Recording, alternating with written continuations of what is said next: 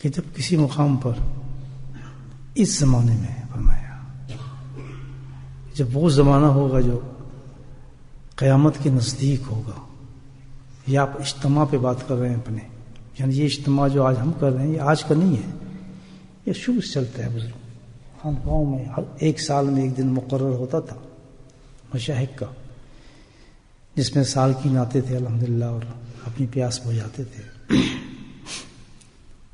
اور یہ تو دو بزرگوں کی زندگی میں نے بھی مشاہدہ کیا جو ہمارے سلسلے کے تھے، حضرت فضل القریشی رحمۃ اللہ علیہ مسکین پورا، اور ہمارے حضرت علی مرتضی رحمۃ اللہ علیہ. دونوں کے اجتماع میں اس عاجز کو شامل ہونے کی توفیق نصیب ہوئی الحمدللہ. تو آج تک ہوتے ہیں اجتماع اسی طرح سال میں ایک دفعہ، اور کیا روحانیت ہوتی ہے الحمدللہ. حضرت کی جب خانقاہ میں اجتماع ہوتا ہے تو ساری رات اللہ کا ذکر اور تسبیحیں چلتی ہیں الحمدللہ. ہر کونے سے اللہ کی آواز آتی ہے. مختلف ہے، کہیں 3 دن کے ہوتے ہیں، کہیں 2 دن کے ہوتے ہیں، کہیں 24 گھنٹے کا ہوتا ہے. تو اسی کی سنت الحمدللہ ہم لوگ بھی ادا کر رہے ہیں، اور اجتماع کی شکل میں ہم جمع ہیں. تو وہ حضرت معصوم رحمہ اللہ ارشاد فرماتے ہیں اجتماع پر کہ دیکھیں اس زمانے میں جب قیامت کے نزدیک زمانہ ہے، وہ اپنے زمانے کو کہہ رہے ہیں، یہ ہزاروں سال پہلے کی بات ہے. تو آج کا زمانہ تو اب آپ کے سامنے ہی اور میرے سامنے بھی ہے کہ قیامت کے نزدیک قیامت ہی میں کھڑے ہیں ہم لوگ. تو جیسے حالات ہیں دنیا کے، کہتے ہیں ایسے وقت پہ لوگوں کا جمع ہو کر مجموع کی شکل میں اپنے مجموع کو فرما رہے تھے. یہ تو بولٹن کا مجموعہ ہے الحمدللہ. تو فرماتے ہیں کہ لوگوں کا جمع ہو کر اللہ کے ذکر کی خاطر بیٹھ جانا، یہ میں کہتا ہوں، فرماتے ہیں اتنے بڑے شیخ تھے کہ یہ اللہ سبحانہ تعالیٰ کی عظیم عظیم نعمت ہے ان پر، عظیم نعمت ہے. وہ اس وقت ہم محسوس نہ کریں اس چیز کو، لیکن الحمدللہ آخرت میں اس کو پتہ چلے گا کہ کتنی بڑی نعمت ہے. اور پھر اس کے بعد فرمایا عجیب بات کہی انہوں نے، مشتق تو حدیث و قرآن سے تھی بات. فرماتے ہیں کہ اگر صرف 2 آدمی، یہ تو مجموعہ ہے اتنا بڑا، صرف 2 آدمی، اور ذکر بھی کتنا کہ 2 سانس کے برابر. 2 سانس کتنی دیر لگتی ہے، یعنی 1 لمحہ بھی نہیں لگتا. 2 آدمی جمع ہو صرف، پیش کے بڑا مجمع نہ ہو، اور 2 سانس کے مطابق اللہ کا ذکر کر لے، تو جس زمین پہ اس نے یہ ذکر کیا ہے 2 آدمیوں نے، تو اس زمین کو آسمان سجدہ کرتا ہے. اتنی معتبر اور عظیم ہو جاتی ہے اس زمین اس ذکر کی وجہ سے، لمحے کے اندر 2 آدمی. تو جہاں عادت ہو الحمدللہ ایک مجمع کو اللہ کا ذکر کرنے کی محبت ہو، تو بھائی وہ کیسے مایوس ہو سکتا ہے دنیا کے اندر؟ کیسے مایوس ہو سکتا ہے؟ مجھے بتائیے. اللہ کا قرآن خوشخبری دے رہے، بس اللہ کثیرا لعلکم تفلحون، کہ اللہ کے جو ذکر کرنے والے ہیں ان کو تو کوئی فکر ہی نہیں کرنی چاہیے. ان کو کس چیز کی فکر اللہ تعالیٰ کرتا ہے؟ ذکر کرنے والے کو تو کوئی فکر نہیں ہونی چاہیے. وہ تو فلاح پا چکا ہے، کامیاب ہے وہ شخص، دنیا میں اور آخرت میں. دنیا میں اس کی زندگی مطمئن زندگی ہے، بالکل کوئی پریشانی اس کو لاحق نہیں ہو سکتی. بے شک دنیا کی ایک چیز دنیا کے اعتبار سے اس کے پاس نہ ہو، لیکن وہ پریشان ہو سکتا. اور آخرت کی تو ہے ہی زندگی الحمدللہ. اللہ کا ذکر کرنے والوں کو بڑی عظیم زندگی ہے. شیخ الحدیث نے جیسے فرمایا اپنے حدیث کہ بھئی اللہ کا ذکر کرنے والے تو اتنے خوشحال، اتنے کامیاب ہوں گے آخرت میں کہ لوگ تو حساب کتاب میں پھنسے ہوں گے. آپ یہ دیکھیں 50-50 سال کا دن ہوگا جس میں لوگ پھنسے ہوں گے. اندھیرا ایسا ہوگا کہ ہاتھ کو ہاتھ سجائی نہیں دے گا. گرمی اتنی ہوگی کہ تانبے کی زمین ہوگی اور سوا نیزے پہ سورج ہوگا. آپ یہ دیکھیں یہ وقت آنے والے ہم. اس حالت کے اندر اللہ کا ذکر کرنا، ہنستے ہوئے جنت میں چلے جائیں گے. ذکر کی اللہ اکبر، وہ اس سے جو بلند ہے وہ اس سے بھی زیادہ آسان. سبحان اللہ. وہ اس سے بھی زیادہ آسان ہے. تو اس میں آدمی تو گم ہو جاتا ہے، اخراق میں چلا جاتا ہے. اللہ کے فضل سے تینوں ہم کریں گے ابھی، اللہ کے فضل سے، اس کے کرم سے تینوں ذکر کریں گے. ہر قسم کے لوگ ہوتے ہیں ہمارے مجمع میں، لیکن ہمارا اصل ذکر تو یہ تیسرا ہے جو ہم کریں گے. آپ ماشاءاللہ سارے اچھے اسٹوڈنٹ ہیں، اس مقام پہ پہنچے ہوئے ہیں اللہ کے فضل سے. تو یہ تیسرا ذکر کیا ہے فرمایا، وہ مراقبہ ہے. یعنی پہلا ذکر تو لسانی، پھر قلبی، اور پھر تیسرا جو سٹیج آتی ہے اللہ کے ذکر کی، اس کو کیا کہتے ہیں؟ امام غزالی تشریح کر رہے ہیں. یہ کون سی حدیث پہ تشریح کر رہے ہیں؟ بے گہی نے ایک حدیث نقل فرمائی ہے، بڑی مشہور و معروف حدیث ہے. کس درجے پر پتہ نہیں، لیکن اس کو پیش کیا جاتا ہے بڑے ذوق شوق کے ساتھ. کہ حضرت عائشہ صدیقہ رضی اللہ عنہا روایت فرماتی ہیں اس حدیث کو، کہ جو ذکر ہے تیسرے درجے کا ذکر الحمدللہ، وہ ایسا بلند اور اعلیٰ ذکر ہے کہ یہ تمام دو ذکروں سے زیادہ 70 گنا زیادہ افضل ہے. کتنا گنا؟ 70 گنا. وہ تسبیح والا سے بھی، قلبی ذکر سے بھی 70 گنا بڑھ جاتا ہے. اور اس ذکر کا کمال یہ ہے، اس کی تشریح میں لکھ رہے ہیں امام غزالی رحمہ اللہ، اس ذکر کا کمال یہ ہے کہ نہ صرف 70 گنا بڑھ جاتا ہے، بلکہ آخرت میں یہ ہوگا کہ اس کا تعلق، اس ذکر کا، ان فرشتوں کے ساتھ بھی نہیں ہوتا جنہوں نے ہماری رپورٹ پیش کرنی ہے، ہمارا نام بھی پیش کرنے ہیں.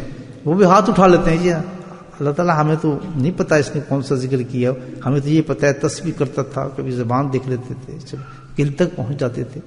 لیکن یہ جو ثواب ہم سے کہہ رہے ہیں کہ یہ ثواب کہاں ہے، تو ہمارے پاس تو اس کا ثواب نہیں ہے، ہمارے پاس اس کی رپورٹ نہیں ہے. اللہ تعالیٰ نے فرمایا کہ واقعی تمہارے پاس ہونی بھی نہیں چاہیے تھی. یہ اتنا بلند ذکر تھا کہ ڈائریکٹ یہ میرے پاس پہنچتا تھا.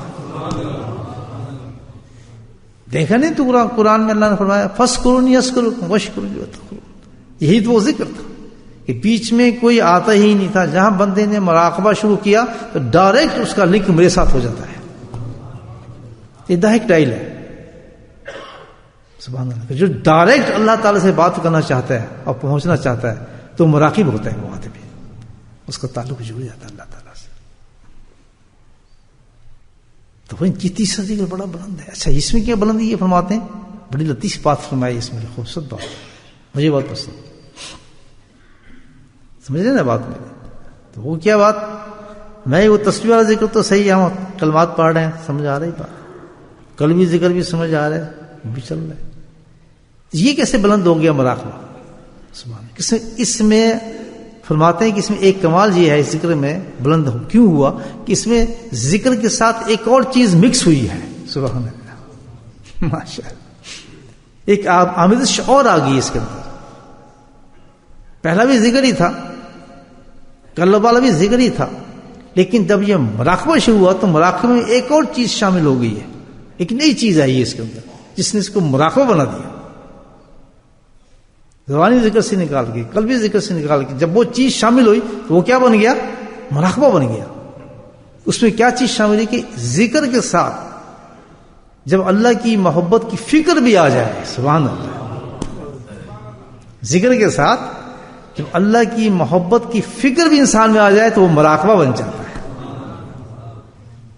اور اس کا طریقہ بھی عجیب ہو جاتا ہے. کیسے؟ کبھی آپ جیسے دیکھیں کوئی چیز ڈھونڈتے ہیں، ٹھیک ہے نا، تو کیسے بے تحاشا چیز کو ڈھونڈتے ہیں الحمدللہ. تو جس آدمی مراقب ہوتا ہے، اللہ اکبر، مراقب ہونے کے بعد اس کی آنکھیں بند ہو جاتی ہیں، ساکت ہو جاتا ہے، اور بالکل اپنے آپ پسند نہیں کرتا ہے اس کو کوئی ٹچ کرے، اس سے کوئی بات کرے، تنہائی پسند کرتا ہے، تخلیہ پسند کرتا ہے، تنہائی میں چلا جاتا ہے، چادر کو منہ پہ ڈال لیتا ہے، لائٹیں بند کر دیتا ہے. کیوں؟ کہ وہ اپنے رب کی محبت کو تلاش کرتا ہے. تو متلاشی بن جاتا ہے اللہ کی محبت کا، اس کے نزدیک اور کوئی چیز نہیں رہتی، صحیح پکا اور سچا سالک اور طالب بن جاتا ہے اللہ کی محبت کا. میرے دوستوں، یہ مراقبہ ہے، اس کو مراقبہ کرتے ہیں. متقی جس کو قرآن نے کہا ہے، تقوی جس میں ہوتا ہے، کیا؟ خوف خدا جو رکھتا ہے.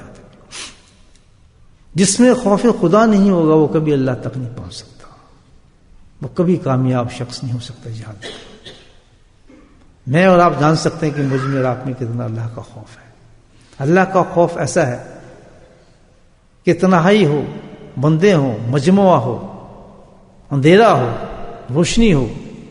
وہ شخص جو اللہ کا خوف رکھتا ہوگا وہ کبھی بھی اللہ کی نافرمانی نہیں کرے گا.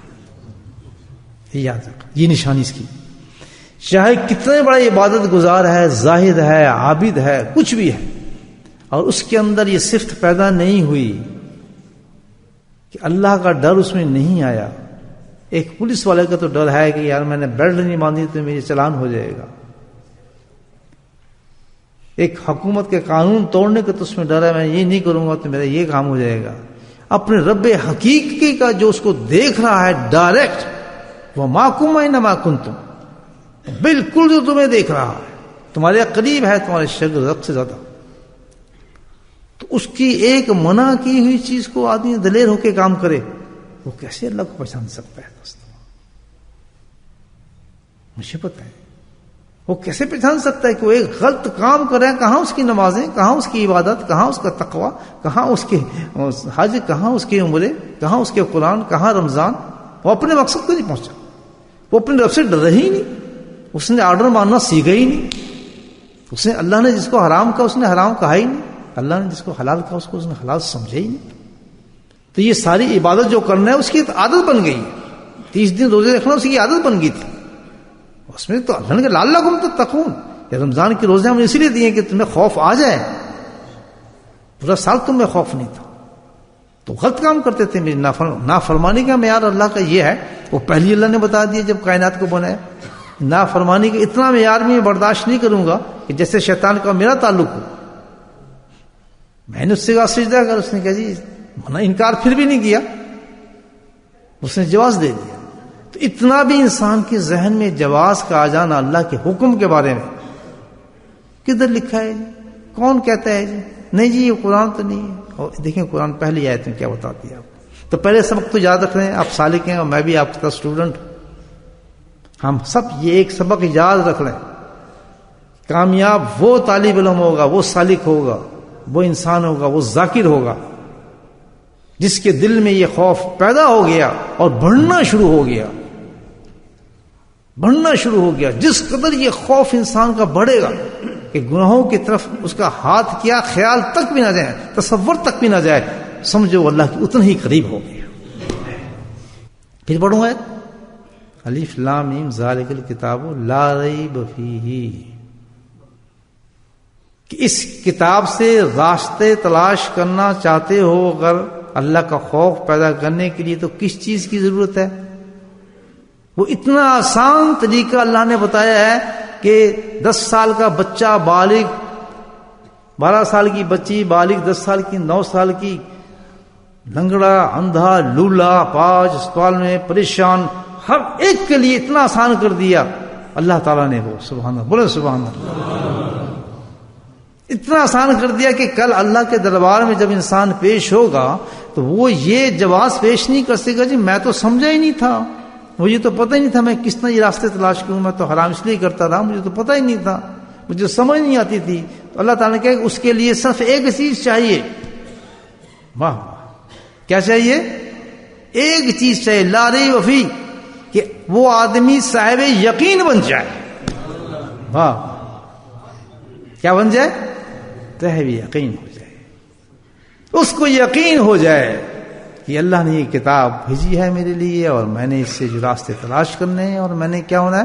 متقی بننا ہے، اللہ کا خوف اپنے سینے میں پیدا کرنا ہے. اس پہ یقین ہو جائے، اس کو لا ریب فیہ، اس کو شک نہ رہے اس بات پہ بالکل بھی. جیسے جیسے اس کا یقین بڑھے گا، اب قرآن دیکھ کتنی جیسے جیسے یقین بڑھے گا سبحان اللہ، ویسے ویسے اس کے پر کیا کھلے گا؟ قرآن کی معارف کھلیں گے. سبحان اللہ، قرآن کے راستے کھلیں گے. کون سے راستے ہوں گے؟ مال کمانے کے نہیں، پیسے کمانے کے. کون سے راستے؟ متقین، جس سے اللہ کا خوف پیدا ہوتا ہے انسان کو.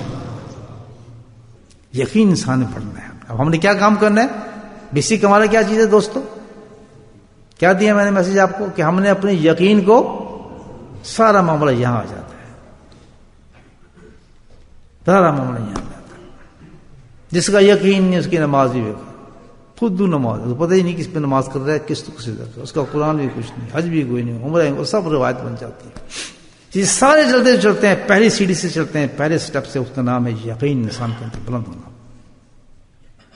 آئے ہم بتاتے ہیں کہ اب یقین بلند کیسے ہوتا ہے، بس اس میں ہم نے محنت کرنی ہے، کریں گے پھر یقین بلند کرنے کا۔ پہلے میں آپ کو ایک حدیث کا مفہوم پیش کر دیتا ہوں کہ 2 صحابی تھے، ایک صحابی نے دوسرے صحابی کو پکڑا، نبی پاک کا زمانہ ہے، قرآن اتر رہا ہے، دین بن رہا ہے، شریعت آ رہی ہے، حدیثوں کا نور پھیل رہا ہے، سبحان اللہ، یہ وہ زمانہ ہے، جو بات سرکار کے زبان سے نکل رہی ہے وہ دین بنتی چلی جا رہی ہے، جو لباس آپ نے پہن لیا وہ دین بنتا چلا جا رہا ہے، جس سے منع کر دیا وہ دین بنتا چلا جا رہا ہے، جس رنگ کو پسند کر لیا وہ دین بنتا چلا جا رہا ہے، لکڑی کو اٹھا کے دانتوں پہ لگا لیا تو وہ اتنی افضل چیز ہوگی جس کا نام مسواک ہے، وہ جنت کی ضمانت دے رہی ہے آپ کو، سرکار کے اوپر پہنچا، آپ نے آنکھوں میں سرما لگا لیا وہ ہمارا دین بن گیا۔ دیکھیں ایسا زمانہ، 2 صحابی بیٹھے، بھائی کدھر جا رہے ہو؟ کہتے یار کام، کہتے بات تو سن، بازار ہے۔ کہتے یار کہاں جا رہے ہو؟ کہتے بھائی بہت دونوں بڑے اونچے درجے کے صحابی، سبحان اللہ، اونچے درجے کے صحابی۔ تو انہوں نے کہا جی بیٹھنا، یا ابو درداء تھے، حضرت عمر رضی اللہ عنہ تھے، ابن عمر تھے، دونوں میں سے کیا کرنا کیا چاہتے ہو؟ کہتا ہے یقین بلند کرنا ہے یار، ایمان بلند کرنا ہے۔ وہ کیسے؟ کہتا ہے بیٹھ تو صحیح نا، مطلب یقین ایمان بلند کروں۔ 2 آدمی تھے، وہ جس کے امام غزالی نے ترجمہ کر دیا، آپ دیکھ لیں۔ بیٹھ کے بازار میں، اور بیٹھنے کے بعد انہوں نے اللہ کے فضل سے کر ذکر، دوسرے کو کہا ہے، وہ ذکر میں لگ گئے، ذکر شروع کرا دیا، اور ٹاپک کیا تھا؟ وہ ایمان اور دین بلند کر رہے ہیں اس کا۔ کس چیز سے کر رہے ہیں؟ ذکر سے۔ یہ تو بدعت ہے، ہمارے پاس قرآن موجود ہے، نبی کی حدیثیں ہمارے سامنے آ رہی ہیں، اور یہ بازار میں بٹھا کے مجھ سے بدعت کرا رہے ہیں۔ دوسرے صاحب نے سوچا یہ تو بدعت کر رہا ہے، یہ کیا کام کرایا اس نے مجھ سے کہ میرا یقین نہیں ہے، میں تو مسلمان ہوں، میں مسلمان ہی کیا، میں تو عاشق رسول ہوں، سبحان اللہ۔ مجھے کہہ رہا ہے ایمان بلند کرنے کے لیے، مجھے کہہ رہا ہے کہ تو ایمان بلند کر، حقیقت میں تو یہ بول رہے ہیں کہ مسلمانوں کو پیغام آنا تھا، ہمارے سامنے حدیث پہنچی تھی۔ انہوں نے کہا یہ بات تو جو اس نے کی ہے کر تو لی میں نے، کہتا آ جائیے سیدھے بارگاہ رسالت میں پیش ہو گیا، تازہ معاملہ تھا الحمدللہ۔ جناب دونوں نے مقدمہ پیش کر دیا، کہتے یہ عجیب کام کرایا ہے رسول صلی اللہ علیہ وسلم، کیا ہوا؟ کہتے بازار میں مجھے پکڑ لیا جناب، اور مجھے کہتا ہے کہ چلا ایمان اور یقین بلند کرتے ہیں، تو یقین پیدا کرتا ہوں۔ کیا میں منافق ہوں؟ کیا مجھے یقین نہیں ہے آپ پر؟ کیا کتاب پہ یقین نہیں ہے؟ تو اللہ کے نبی نے سبحان اللہ پوچھا کیا کیا تھا تیرے ساتھ اس نے؟ ابو درداء نے، ماشاء اللہ، تو یقین بلند نے کام کیا کیا تھا؟ کہتے کام تو کچھ نہیں، کہتے ذکر کریں اللہ کا، کہتے یہی تو ہے اس کام کو اس نے صحیح کیا۔ میرے بھائی ہو، یہی اللہ کا ذکر ہے، اسی کا نام اللہ کا ذکر ہے۔ یہی آج سے لے کے اب تک غوث، ابدال، قطب جتنے بھی گزرے ہمارے اکابرین میں دیکھ لیں، بڑے سے بڑے سبوں نے اللہ کے ذکر کو مضبوطی کے ساتھ پکڑ لیا۔ کیوں؟ کہ بھائی ہمارا قرآن، ہمارا علم، ہماری ساری چیزیں اس وقت کام آئیں گی جس وقت میرا یقین بلند ہوگا۔ چھوڑو ہمیں ذکر کی طرف چھوڑ دو۔ ان کی راتیں اللہ کے ذکر میں گزرتی تھیں، یہ ہمارے اکابرین کا حال تھا۔ اب دیکھ لیں